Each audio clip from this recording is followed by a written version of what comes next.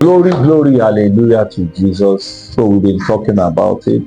We tried to, the man that said it, we showed us his experience. It didn't start one day.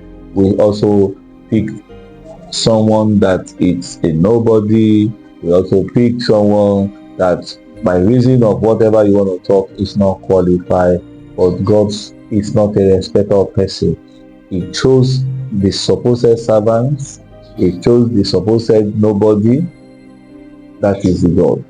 Also, when Peter was saying that in Acts 10:35, he said, from any nation. In the early days before Jesus came and opened the door for everybody, the nation of Israel, the Jewish nation, was the only one that is considered to have access to God. That's why we call ourselves spiritual Israel, spiritual Jewish. And at that time, nobody believed that God can use other people. But in Isaiah 45, if you read from verse 1, you will hear God speaking, and he said, Cyrus, my servant, my anointed. He was a Gentile king. He was not of the nation of Israel. But like I said, whoever respects God and do what he says and do what is right, God will use them. Cyrus was a pagan king, and this is the same one that he was using to take nations.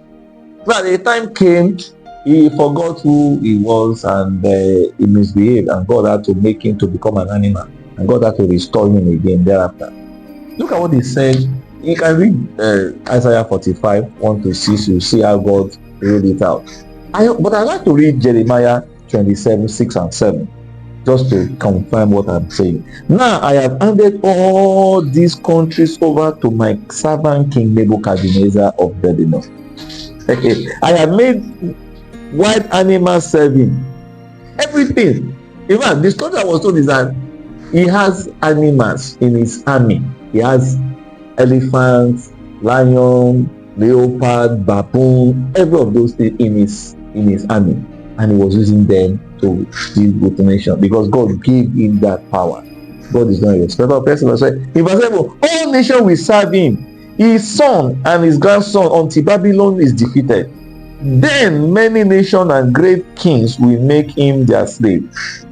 So God has chosen that man. It doesn't matter where he came from. He chose him, and he ruled the world in those periods that God has given him the permission. God can give you the permission too. It doesn't matter who you are.